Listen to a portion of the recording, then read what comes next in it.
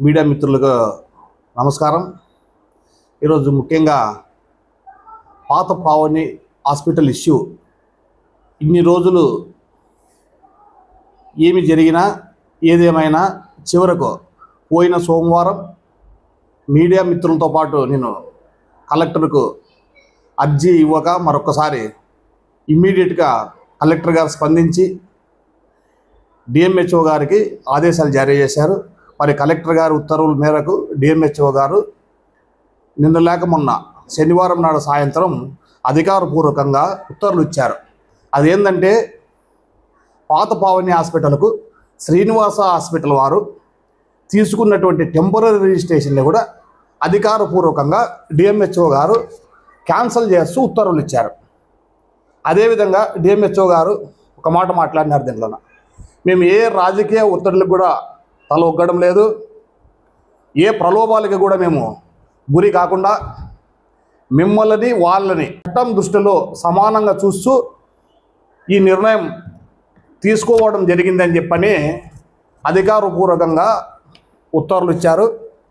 దీనికి నేను డిఎంహెచ్ఓ గారికి, కలెక్టర్ గారికి, అదేవిధంగా ఈ నిజాన్ని ప్రజలకు అధికారులకు తెలియజేసినటువంటి మీడియా మిత్రులందరికీ నమస్కారం తెలియజేస్తూ కృతజ్ఞతలు తెలుపుకుంటున్నా.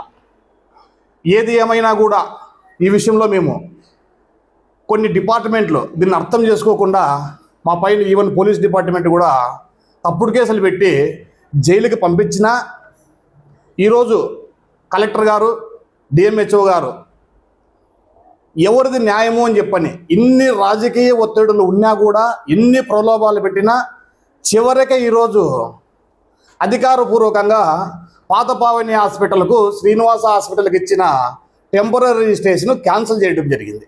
దానికి మరొక్కసారి కృతజ్ఞతలు తెలియజేసుకుంటున్నాను. అదేవిధంగా భవిష్యత్తులో కూడా ఈ సమస్య ఎప్పుడు ఎదురైనా కూడా ఈ జిల్లా అధికారులు నిజాయితీగానే పనిచేస్తారని ఆశిస్తూ నిజాయితీగా పనిచేయాలని కోరుకుంటున్నాను. ఎందుకంటే పోలీస్ వ్యవస్థ, డిఎంహెచ్ఓ, ఫైరు ఇవన్నీ వ్యవస్థలు, వ్యక్తులు కాదు. ఈ వ్యవస్థలు అక్కడక్కడ తులసి వినామంలో గంజాయి మొక్కలు ఉన్నట్టు ఎవరో ఒకరు ఉండొచ్చు. నిజంగా చెప్పాలంటే పోలీస్ డిపార్ట్మెంట్లో మాజీ డిఎస్పి, అదేవిధంగా మాజీ సిఐ ఉద్దేశపూర్వకంగా ప్రలోభాలకు లొంగి, అధికారానికి లొంగి మమ్మల్ని ఎన్నో చిత్రహింసలు పెట్టి, నానా ఇబ్బందులు పెట్టి జైలుకి పంపించడం జరిగింది. అకారణంగా, నిష్కారణంగా ఎంతో బాధపడినాం మేము కూడా. చివరికి ఇంత పోరాటంలో ఈరోజు ఎప్పటికన్నా నిజాయితీ నిదానంగా గెలుస్తాయని ఈరోజు ప్రూవ్ అయింది. దానికి నిదర్శనం ఈరోజు వాళ్ళ టెంపరీ రిజిస్ట్రేషన్ క్యాన్సిల్ చేయడమే. మరి దీంట్లో సింపుల్ ఏమీ లేదు. మేము ఏదైతే ఆస్తి కొన్నామో దాని డోర్ నంబర్ 12/2/978, ఏదైతే వాళ్ళు మాకు లీజ్ అగ్రిమెంట్ ఉంది అంటున్నారో దాని డోర్ నంబరు 12/2/979. దీనికి దానికి సంబంధమే లేదు. వాళ్ళ లీజ్ అగ్రిమెంట్లో చెక్కుబంది లేవు, ఏమీ లేవు.